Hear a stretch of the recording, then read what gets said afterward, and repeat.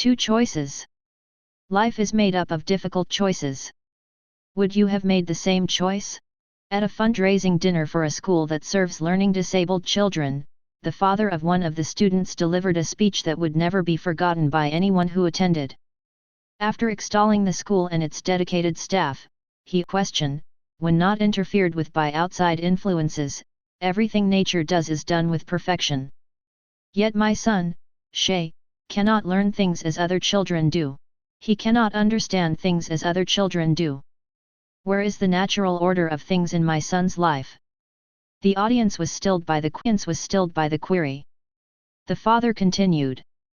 I believe that when a child like Shay, physically and mentally handicapped, comes into this world, an opportunity to realize true human nature presents itself, and it comes in the way other people treat the child. Then he told the following story. Shay walked past a park where some boys, Shay knew, were playing baseball. Shay asked, "Do you think they'll let me play?" Shay's father knew that most of the boys wouldn't want someone like Shay on their team, but the father also understood that if his son were allowed to play, it would give him a much-needed sense of belonging and to be accepted by others in spite of his handicap. Shay's father approached one of the boys on the field and asked, not expecting much, if Shay could play. The boy looked around for guidance and said, "We're losing by 6 runs and the game is in the 8th inning. I guess he can be on our team and we'll try to put him into bat inning." Shay struggled over to the team's bench and, with a broad smile, put on a team shirt. His father watched with a small tear in his eye and warmth in his heart. The boys saw the father's joy at his son being accepted. In the bottom of the 8th inning, Shay's team scored a few runs but was still behind by 3. In the top of the 9th inning, Shay put on a glove and played in the right field. Even though no hits came his way, he was obviously ecstatic just to be in the game and on the field, grinning from ear to ear as his father waved to him from the stands. In the bottom of the 9th inning, Shay's team scored an. Now, with 2 outs and the bases loaded, the potential winning run was on base and Shay was scheduled to be next at bat.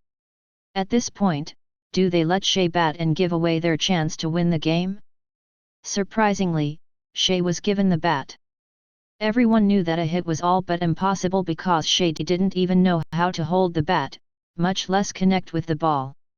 However, as Shay stepped up to the plate, the pitcher, recognizing that the other team was putting winning aside for this moment in Shay's life, moved in a few steps to lob the ball in softly so Shay could at least make contact. The first pitch came, swung clumsily and missed. The pitcher again took a few steps forward to toss the ball softly towards Shay. As the pitch came in, Shay swung at the ball and hit a slow ground ball right back to the pitcher. The game would now be over. The pitcher picked up the soft grounder and could have easily thrown the ball to the first baseman.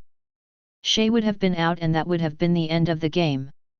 The pitcher threw the ball right over the first baseman's head, out of reach of all teammates. Everyone from the stands and both teams started yelling, "Shay, run for first! Run to first!" Never in his life had Shay ever run that to first base. He scampered down the baseline, wide-eyed and startled. Everyone yelled, "Run to second, run to second!" Catching his breath, Shay awkwardly ran towards second, gleaming and struggling to make it to the base. By the time Shay rounded towards second base, the right fielder had the ball, the smallest guy on their team who now had his first chance to be the hero of the team. He could have thrown the ball to the second baseman for the tag, but he understood the pitcher's intentions so he, too, intentionally threw the ball high and far over the head of third baseman. Shay ran toward third furiously as the runners ahead of him circled the bases toward home. All were screaming, "Shay, Shay, Shay, all the way Shay!"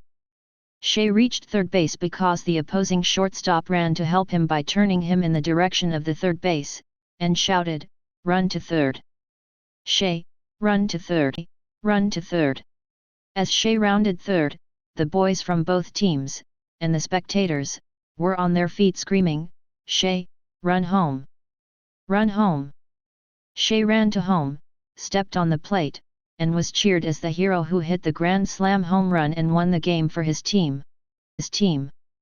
That day, said the father softly with tears now rolling down his face, the boys from both teams helped bring a piece of true love and humanity into this world.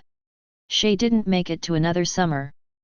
He died that winter, having never forgotten being the hero and making his father so happy, and coming home and embrace her little hero of the day.